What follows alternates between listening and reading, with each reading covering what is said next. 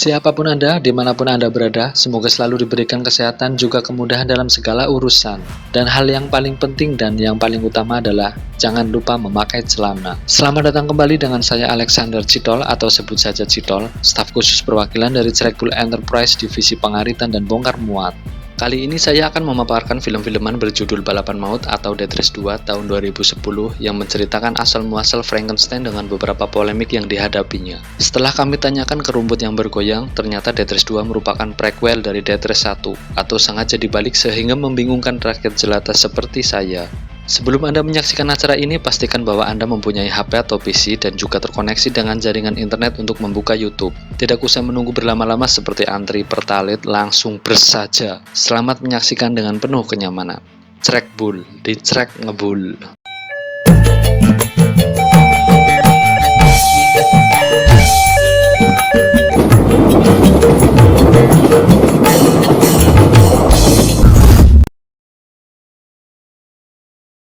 Kisah diawali dengan kegiatan para napi di pagi hari yang sedang berolahraga, namun tiba-tiba ricuh karena ada beberapa napi saling ejek dan terpancing emosinya, sehingga mengakibatkan kerusuhan. Contohnya seperti mengundang mantan di acara pernikahan. Tak lama kemudian muncullah September Jones sebagai pembawa acara dan menyiarkan secara langsung di program yang dibawakannya bernama Deathmatch. Mengetahui kerusuhan semakin liar, nakal brutal membuat semua orang menjadi gempar. Kepala sipir yang bernama Warden pun mengambil tindakan memerintahkan untuk menutup beberapa akses dan mengirimkan pasukan taktikal guna mengendalikan situasi. You got that, right? Scene berpindah di rumah Marcus Kent, seorang ketua pencoleng yang sedang makan sambil mengobrol dengan Lucas. Hasil yang didapat dari perbincangan itu adalah Marcus memberikan penjepit uang dan mobil bodong Mustang Cobra berwarna kuning sebagai kendaraan operasional. Tak lupa juga Marcus menitipkan keponakannya yang masih bocil bernama Vinny dan teman-temannya untuk mengikuti pelatihan merampok bersama Lucas.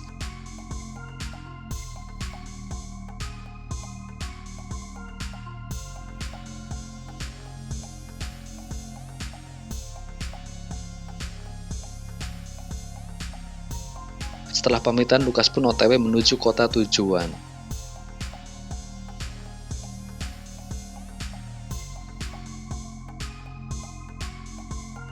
Warden dan Septi menghadiri rapat yang diadakan oleh staf kantor Willan untuk membahas tentang mimpi buruk Willan. Tanpa basa-basi, Septi mengatakan bahwa dia mampu merubah mimpi buruk Willan menjadi mimpi basah, dan Willan pun tercengang.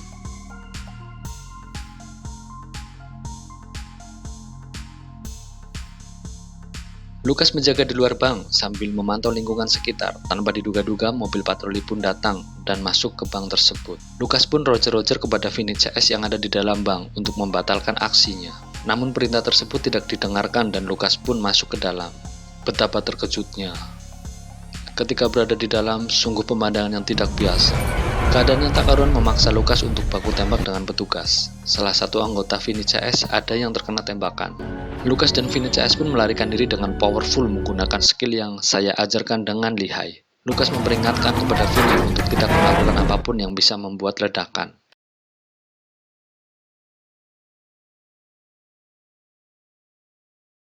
Dengan bandelnya, Vinny melemparkan mercon cap Leo keluar mobil dan mengenai petugas yang ada di belakangnya. Mobil petugas pun meledak dan salto indah. Mudun kowe, dasar bocah degle. Setelah kejadian ledakan itu, Lucas pun menurunkan Vinny CS di tengah jalan.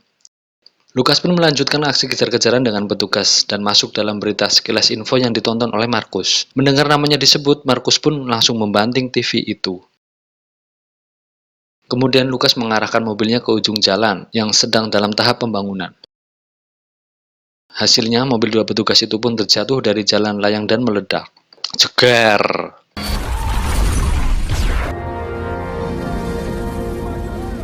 Lucas pun terkepung dan menyerahkan diri. 6 bulan kemudian Lucas dikirim ke Terminal Island dengan menggunakan bus melewati jembatan panjang, dan sesampainya di sana Lucas dimandikan, disemprot, kemudian dilucuti segala kepunyaannya, termasuk klip uang yang diberikan Marcus yang akan menjadi petunjuk nantinya. Marcus yang takut ditangkap akhirnya menyuruh orang untuk membunuh Lucas agar tidak ada yang bersaksi atas kejahatan yang dilakoninya. Lucas digiring menuju arena pergelutan dan bertemu dengan Liz. Setelah itu Liz menjelaskan mengenai para pemain deathmatch dan tata cara bergelut agar menang jaya. Liz juga menjelaskan seorang wanita yang menjadi eksekutif produser Deathmatch yang bernama September John berasal dari ex Miss Universe yang dicopot mahkotanya karena ketahuan menyuap semua juri dengan apem legitnya. Was stripped of her crown after allegations of a sexual relationship with all 5 judges. But they only have 10 seconds to access them to a variety of weapon plates that when Di saat Liz sedang asik menjelaskan, pertandingan babak satu pun usai yang dimenangkan oleh 14K. Dia sudah menyerah dan pertandingan pun usai. Akan tetapi ratingnya hari itu turun drastis dikarenakan 14K tidak membunuh lawannya dan Septi pun marah-marah. Turunnya rating berimbas pada pendapatan William. Septi disuruh untuk berbenah diri dan menganalisis agar mendapatkan profit. Jika dalam waktu dekat tidak ada profit, maka William akan menggantinya. William pun berkata, sampaikan ke penonton, suruh subscribe. Subscribe kan nggak merugikan. Anda yakin? Yakin. Di saat Lucas akan sarapan, datanglah 2 orang memperkenalkan diri yang bernama Goldberg dan Rocco. Baru berbincang sebentar, Lucas dipanggil petugas untuk dibawa menemui Warden. Lucas dibujuk untuk bersaksi terhadap kejahatan Markus. Lucas pun menolak karena Lucas setia kepada Markus. Warden pun memberitahu, percuma saja kamu setia. Toh Markus sudah menyiapkan banyak pembunuh bayaran dan siap mengeksekusimu, Lucas. Scene berpindah ke tempat penyembelihan mobil bekas. Goldberg menjelaskan kalau William menghasilkan uang dari darah dan keringat kita. Dengan kata lain, kita kerja tak dibayar. Dan barang jadi dari hasil kerja itu digunakan untuk membuat senjata, pistol, dan proyektil. Di tengah perbincangan, Lucas tertarik dengan mobil yang akan dipretelin dan mencobanya. Saat Lucas sedang mencoba mobil dan dilihat oleh Septi yang sedang bertengger di atas gedung, kemungkinan pemikiran ide Death itu muncul di benak Septi.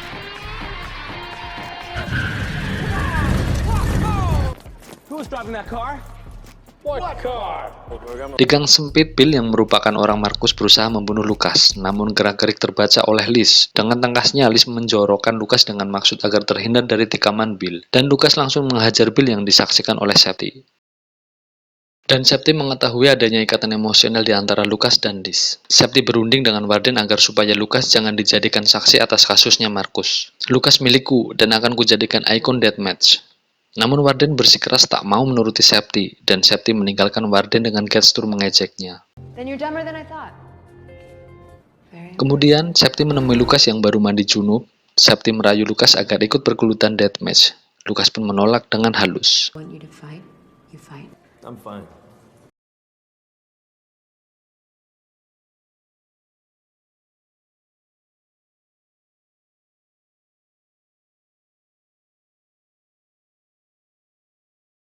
Acara deathmatch pun dimulai. Tak disangka, ternyata yang dipilih adalah Liz dan Bill. Sudah pasti Liz akan kalah jika bergelut melawan Bill, maka Lucas segera masuk ke arena menggantikan Liz. Okay, you made your point. Switch this out. Di tengah pertarungan Bill dan Lucas, rating terus menanjak dan kericuhan pun terjadi lagi saat live. Warden memaksa operator untuk mematikan siarannya, namun Septi melarangnya. Dan Warden mengancam jika tidak dimatikan, maka kamu akan jadi salah satu peserta pergelutan yang ada di sana. Dan siaran pun dimatikan. Tak berselang lama, tim taktikal pun datang untuk mengamankan situasi. Pada saat yang sama, Lucas pun disorot kamera dan dilihat oleh pacarnya Markus yang sedang melihat siaran itu. Dan Markus pun marah. Di luar area, Warden dan Septi sedang adu argumen. Tak diduga siang hari pun tiba. Sabar Mas, semua itu butuh proses. Markus yang marah dari tadi malam menemui orang suruhannya. Markus pun menjawab, berkicot nempel katok, nyocotok, dor. Dan Markus memerintahkan kepada temannya yang dibunuh untuk mengumpulkan orang lagi. William bertemu dengan Septi bahwa keputusannya untuk mengganti Septi dengan yang lain sudah bulat dan final. Decision is final, Miss Jones. Markus kembali menemui orang yang dikumpulkan dan membriefingnya, yang intinya adalah memerintahkan untuk membunuh Lucas. Jika dalam waktu 48 jam Lucas tidak modar, maka kepala Anda yang akan saya pistol. Dan jika berhasil, maka Anda mendapatkan uang tunai senilai $1 juta. Scene berpindah di area pabrik yang digunakan untuk rapat para pemegang saham UMKM Cilok Bakar Cap Kuda Terbang, dan dibahaslah ide Death yang dilontarkan oleh Septi. Ide itu pun disambut oleh William dan dirumuskan sebagai teknisnya dari sistem mobil, sistem keamanan, desain, persenjataan, sopir, dan kernet-kernetnya. William menambahkan, jika selama ini penonton hanya peduli kepada resiko dan hadiahnya saja, coba cari apa yang menarik dari hal itu selain uang. Dan jawabannya adalah life, hidup. Hargailah kehidupan dan jangan lupa bersyukur untuk hari ini, esok, dan selamanya. karena hidup adalah anugerah. Dari sinilah aturan Tetris dibuat. Siapa saja penjahat yang memenangkan 5 kali perlombaan, maka dia akan bebas tanpa syarat. Itulah yang disebut kebebasan. Balapan pun dimulai. Dari pihak ofisial hanya menyediakan 9 mobil. Silahkan untuk bergelut memperebutkan mobilnya. Wajib rebutan ya, jangan tidak rebutan. Saat mobil Lucas akan dinaiki oleh seorang, dan Katrina menyikut orang itu. Ternyata di dalamnya sudah ada Katrina, dan Lucas menyingkirkannya. Orang itu malah naik ke atas mobil dan digas oleh Lucas. Dan mari kita simak para peserta lomba. Lucas, Big Bill, Xander Brady, 14K, Kalen, Hillbilly, Scarface, Sheik, Apache. Lucas dan Hillbill terlibat adu tembak. Lalu Lucas memepet mobil Hillbill dan berhasil menjebaknya. Dan Hillbill pun terperosok ke dalam sumur bekas dan meledak.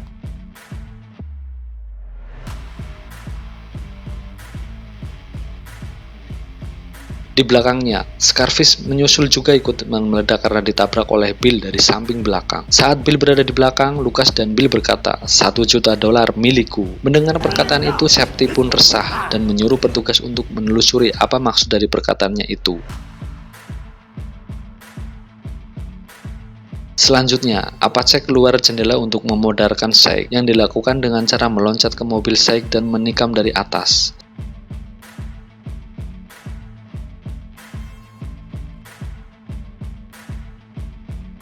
Sheik pun tak bisa mengendalikan mobilnya sehingga menabrak portal dan meledak. Dor!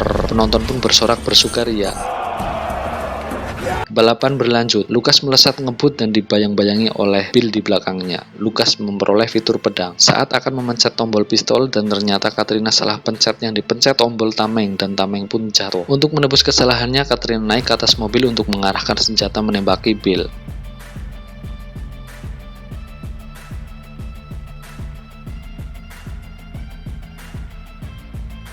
Dan Billy pun oleng gasruk ke bahu jalan dan kesulitan menyusul Lucas. Trek sudah habis, kelelahan pun puas, dan Lucas memenangkan perlombaan seri ke-1. Saat semua kru Lucas sedang ramah tamah sambil berkumpul di pit stop, Bill datang dengan marah karena tidak bisa memenangkan perlombaan itu, dan Lucas meledek Bill dengan cara menyuruh Liz menghajarnya. Bernama Sander, dan juga diledek oleh Martin Kay dengan gestur mulutmu bau. Cepat langkah waktu menjelang malam, Bill nampak bersukaria dengan berkata, pemenang berhak dimanjakan, dan aku adalah kaisar. Di Romawi kuno, gladiator yang menang mendapatkan hadiah persembahan. Lucas pun tak percaya dan berjaga-jaga. Siapa tahu ini adalah jebakan. Tiba-tiba Katrina pun muncul dari belakang, dan kedua makhluk itu pun melakukan penyerbukan.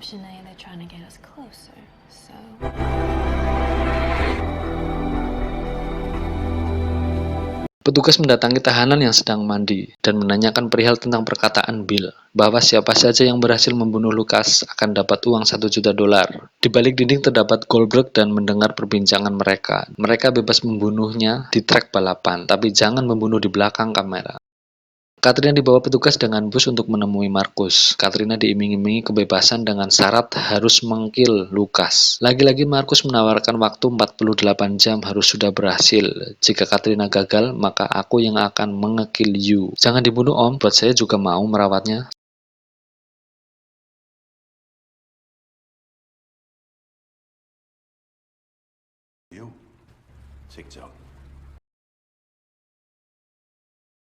Sabti baru mandi mendapat telepon dari Bilan dan memberikan selamat atas pencapaian 65 share. Warden didatangi oleh petugas untuk membereskan barang-barangnya karena Warden mau diganti dengan Hensi. Warden mengatakan, barang siapa menggali lubang, disitulah dia akan terjatuh dan kamu akan mematahkan lehermu sendiri. Menyingkat cerita, saat-saat balapan babak 2 pun telah tiba.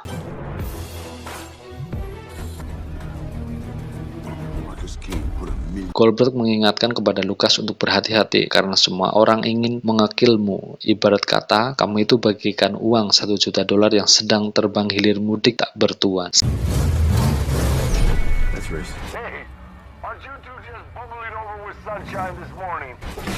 Saat lampu hijau, Lucas menggaspolkan mobilnya. Liz memberi info bahwa Bill di belakangmu. Lucas melewati sensor tengkorak dan jebakan terangkat dan mengecoh Apache dengan asap. Apache pun kebelandangan dan kejungkel di depan jebakan. Dari arah belakang muncul Joe dan menabraknya hingga mobil dan Apache tertancap di jebakan. Baru berjalan beberapa meter, Lukas pun berhasil menghalau Kalin dan berakhir menabrak tembok.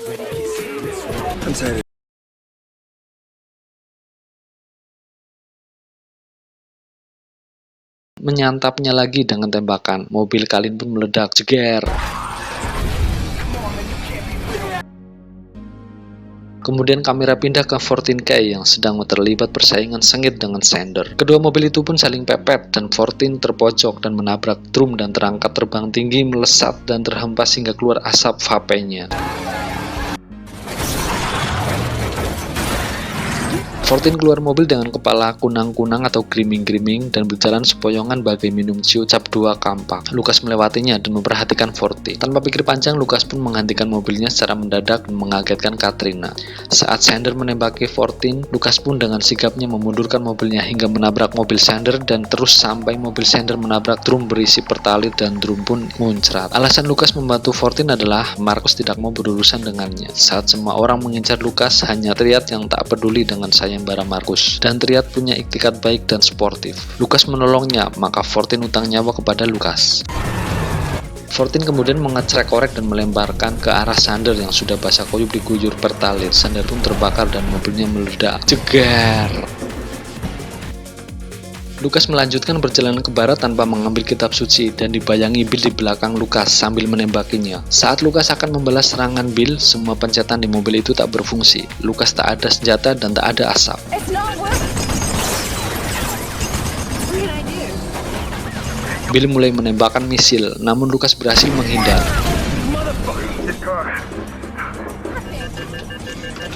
What's wrong? No choice.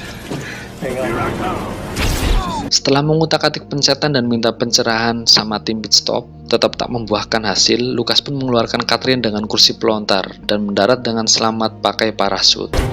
Heat-seeking missile has been activated. Joe menembakkan misil kedua dan Lukas berhasil menghindar, namun tidak misil ketiga. Walaupun Lukas sudah menghindar, misil tersebut tetap mengejar, bagaikan aku mengejarmu. Lukas akhirnya belok masuk ke dalam gedung dan misil pun masih ikut. Akhirnya Lukas pasrah dan misil pun menghantam mobil Lukas dan meledak. Melihat kejadian itu, kegirangan sampai kehilangan akal warasnya dan menembaki kru di pit stopnya. You just killed your own pit crew. Mbak navigator yang mendampingi Bill pun tak sanggup melihat watak, sikap, dan perilaku Bill yang tiap hari makin meresahkan. Dengan emosi sepenuh hati, mbak itu pun menancapkan pulpen di matanya Bill hingga modar, lalu menjatuhkannya dan melindasnya sampai bunyi kreyek-kreyek. Penonton pun bersorak dengan renyahnya sambil menikmati kopi kapal terbang. Kamera pindah lagi ke Lukas di dalam mobilnya yang sedang terbakar. Lukas meminta bantuan ke semua orang yang ada, dan orang-orang berlarian menuju TKP.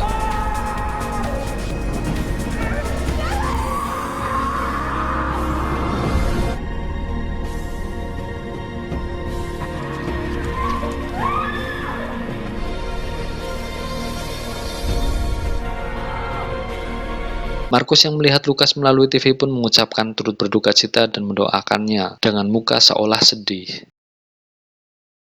Goldberg menginterogasi Rocco atas dasar laporan dari Katrina kalau sistem persenjataannya di mobil banyak yang trouble dan Rocco harus bertanggung jawab atas kematian Lukas.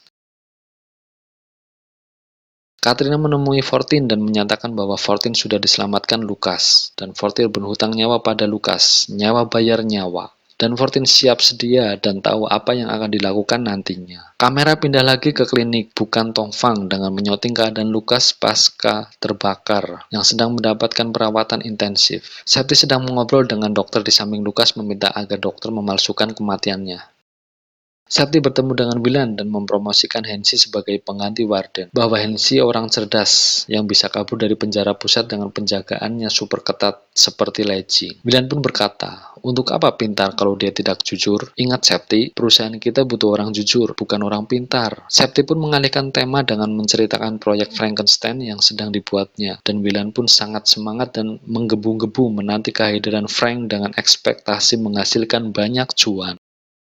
Dokter berkata, Lukas mendapat luka bakar stadium 2 ke 85% tubuhnya. Tidak ada patah tulang maupun kerusakan organ. Semua normal dan tahap recovery hampir selesai. Jangan lupa berterima kasih pada Tuhanmu, wahai Lukas. Lukas marah dan menghantam cermin karena menyesal bertemu Safety lagi. Lagi-lagi Safety, lagi-lagi Safety. Safety menjelaskan bahwa Frank perlu menang 3 kali lagi untuk mendapatkan payung cantik dan bisa dipakai bersama Katrina. Safety datang dan memberi tempe bahwa Lukas memiliki kesempatan kedua dan sekarang sudah aman. Tidak ada lagi Marcus Kent yang selalu melacak keberadaannya karena Safety sudah membuatkan akte kematian di kecamatan setempat. Safety juga sudah datang ke Pandai Besi untuk membuatkan benda kutukan, yaitu topeng Frankenstein. Dan Safety merubah nama Lukas berganti menjadi Frankenstein. Tak ada yang menduga malam hari pun tiba. Safety memandu acara balapan dan semua peserta mempersiapkan perlombaan sambil menunggu sosok Frank yang masih menjadi misteri semua orang. Katrina menanyakan keberadaan Liz dan dijawab Goldberg sedang ada urusan, yaitu mencari rokok dan mengakilnya karena dialah orang yang mensabotase mobil Lukas. Frank pun datang dengan diantarkan oleh para petugas.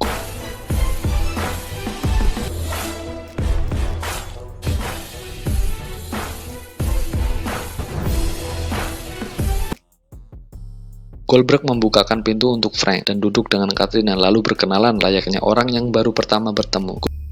You got a real name? Uh-huh. Frankenstein, huh? Yeah, of course I do. Yada. Goldberg kembali ke pit stop dengan Liz. Take care of your business.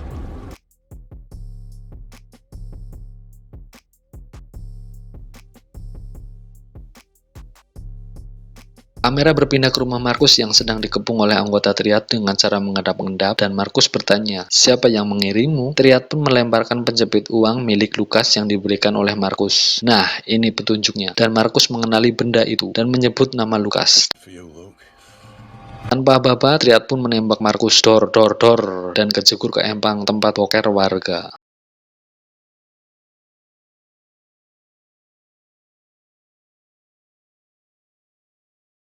Rokok sedang mandi sambil nyanyi-nyanyi lagu gak karuan malah kayaknya kampungan. Liz yang mendengar Rokok nyanyi langsung di-kill dikarenakan Liz request lagu ambiar malah nyanyi lagu DJ yang ada tang-tang-tang-tangnya. Dengan emosi Liz berkata, ini buat Lukas. Persiapan jalur 2 dari arah barat kereta api Argo Labu berjalan langsung, lampu pun hijau. Frank dengan santainya membiarkan peserta lainnya OTW duluan. Setelah peserta bubar, Frank pun memutar mobilnya ke arah Safety dan sempat membuat Katrina kaget. Mobil pun semakin kencang ke arah Safety, sehingga Safety tidak bisa menghindar dan langsung crot dan modar di tempat.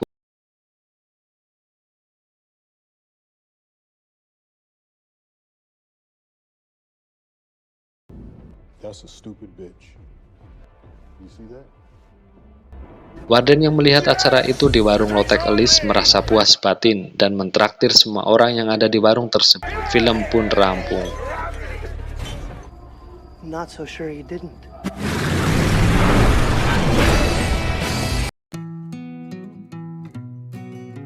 Pesan yang tersirat dari film tersebut adalah jangan nyanyi di kamar mandi. Terima kasih sudah menonton. Saya Cidol dan beserta staf yang bertugas mohon maaf apabila terdapat kata-kata yang kurang pas dan tidak enak dimakan. Hargailah hidupmu karena itu adalah anugerah. Jangan lupa bersyukur untuk hari ini, esok, dan selamanya. Tiada kata seindah doa, semoga harimu menyenangkan. Sampai berjumpa lagi di film-filman selanjutnya.